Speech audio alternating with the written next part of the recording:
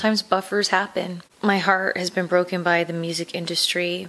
And even though it's changed the way I've looked at a lot of things, music, damn it, I don't care. It is still there for me. See if I can achieve that feeling on today's Wake and Bake in dealing with all of this death, right? That might sound weird. Maybe some of you guys can relate. If you can, definitely drop a comment below. It's just, it's crazy and it's kind of like a weird feeling. And I think the beginning of it truly was when my 20-year-old mini pincher, Fred Mertz, passed away. I had just left the wrestling school that I had been to for almost 2 years. And the reason why was because I got injured. Long story short, I had a little injury from a match I had with Melina. She did a frog splash on me for the finish, and her knee just caught me right here. Like it's just one of those fluke things, you know, it just caught me in the right spot. Look at how pretty, because I have it on my phone so I can, in case there's a commercial, I can skip it. Isn't that gorgeous? Like, I want it to be there.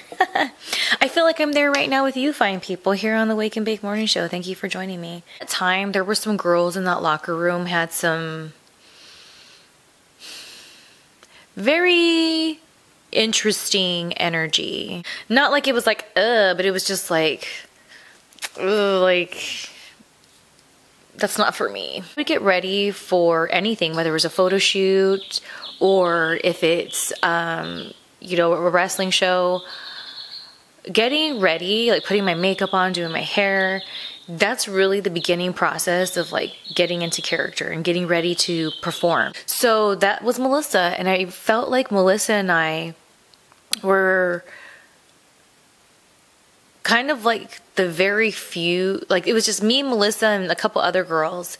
Like maybe I could think of like 2 or 3 other girls that we just were doing our own thing. And it wasn't like we're being bitches or like being stuck up or anything. We were just all kind of like just getting ready, getting our mind right. And it was so cool because by the time like everyone was in the locker room, it was like you had these like interesting energy people like over here, and then the rest of us were over here. Melissa was talking about pooping because she had gone to the bathroom, and one of the girls with the interesting energy, they were like complaining that it smelled in there, and she's like, I'm sorry, we've been here all day, I had to go, and it's healthy. So it's like my first meeting her, she had an impact on me, and I needed that kind of energy because I had just left that damn wrestling school, you know what I mean? That was all shady. That's why I always credit Ricky Reyes and Rocky Romero, the Havana Pitbulls, as being my first trainers, and Frankie Kazarian, Iceman John Black. Awesome tools to have to survive in the wrestling world.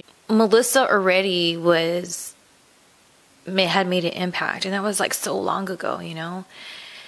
And then our journey of trying to get signed, Melissa became not just a girl I knew in wrestling, but somebody that I felt I can be vulnerable with and share private things, and vice versa. Or Scottay, and then he passed away. And then when I found out he passed away, it was on a day where, long story short, I had a confrontation with this guy, and when it looked like it was going to escalate, good thing the cops rolled up, and then 30 minutes later they arrested him because after our confrontation he killed somebody. So I was in a really weird place. Shannon, aka Daffney. And it's so crazy because even though I wasn't tight with Scott, it really, his passing really impacted me in a different kind of way. And there was a memorial kind of like get together for him that I went to, and I was in such a weird place. I was just like, oh my gosh, like it's a lot, you know?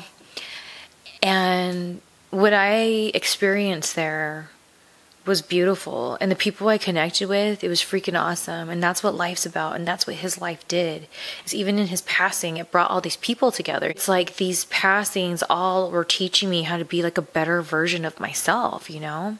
Reevaluating things and understanding what's important and what I need to be focusing on and what I need to not be focusing on anymore, you know, and letting things go and truly understanding things, they are what they are. I'm like the queen of saying, like, what happened to the music? Let the music play. If I know the truth, even if I don't like it and I disagree with it, I can work with that. That's what I can work with. But when I'm like left in the dark, it's really hard for me to kind of move forward, you know? So a lot of stuff's just been revealed to me, especially through Shannon's passing. Talk to Shannon, or I'd be talking to these other girls. The stories they had to say, or the feelings that they had for one another. So when she passed, I just knew that those mutual friends that she was really tight with, and then like I had my separate relationship with them, I just really, my heart was going out to them. And then Francine. And then when, okay, so she passed on a Wednesday.